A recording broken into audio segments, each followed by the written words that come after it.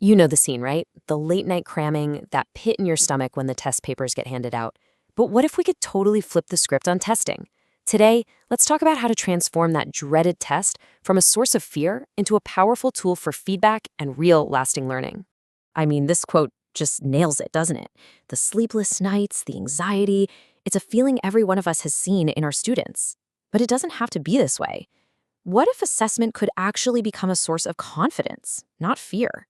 So, to make that shift, we've got to start by rethinking what a classroom test is even for. It has to be more than just a score. It's all about understanding the deep why behind the assessments we give. Okay, so here's a really crucial distinction we need to make. On one side, you have norm reference tests. These are all about ranking and comparison, right? Putting students on a curve. But for what we do in the classroom, what really matters is on the other side, criterion reference tests. These don't compare students to each other at all. Instead, they measure what a student can do against a specific standard. The goal isn't to be better than the person next to you, it's to actually master the material. All right, so if our goal is to measure that mastery, how do we build a test that actually does that fairly and effectively? Let's get practical and look at the blueprint for building a better test, step by step. It really breaks down into 4 key steps. We're going to start with clear objectives, then draw up our test specs, take it for a trial run, and finally, revise and polish it up. First things first, and this is the absolute golden rule. Test what you taught.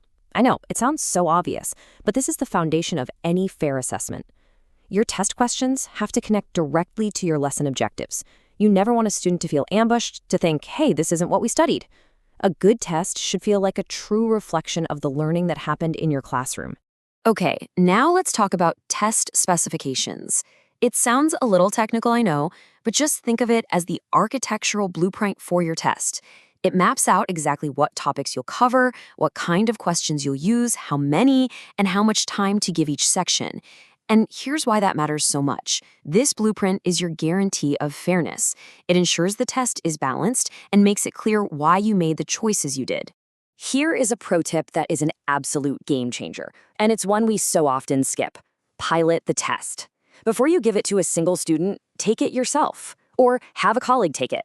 This little trial run is your best shot at catching confusing directions, weirdly worded questions, or timing problems.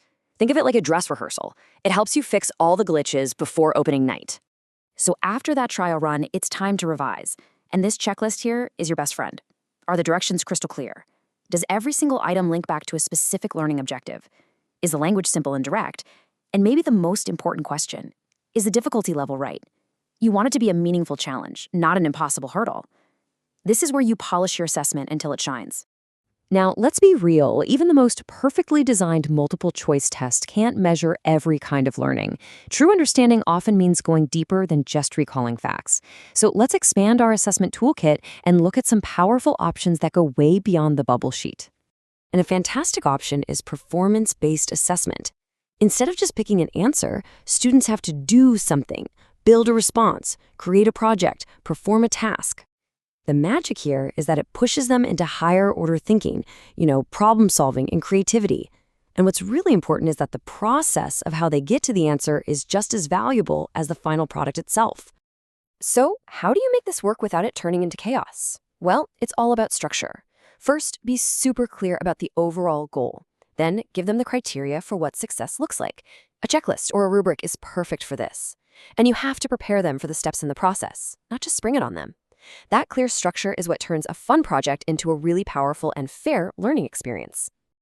Okay, let's look at another amazing tool, the portfolio. Now, this isn't just a random folder of papers. It's a purposeful collection of student work. What's so powerful about that is it shows change over time. It's not just a snapshot from one test day. It tells the whole story of a student's growth, their efforts, and their achievements.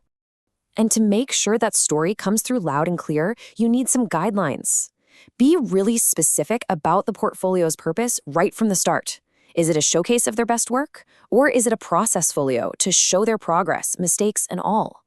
Give them clear directions, and then make sure all of your feedback speaks directly to that main goal.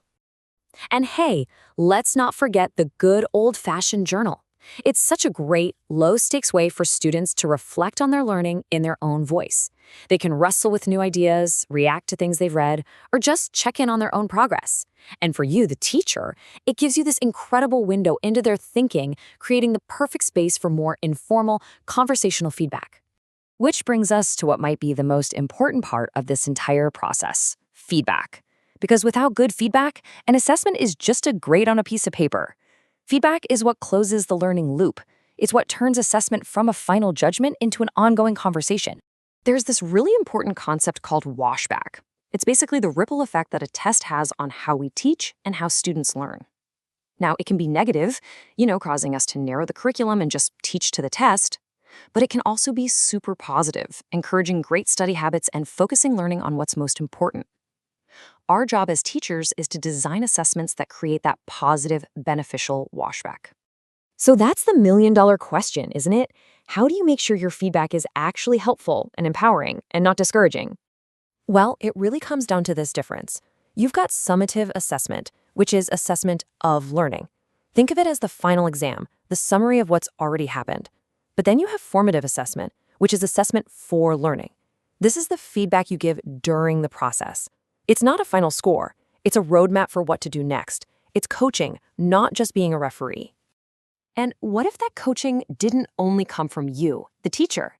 This leads us to a final, really powerful idea: shifting the focus and actually empowering our students to become partners in their own assessment.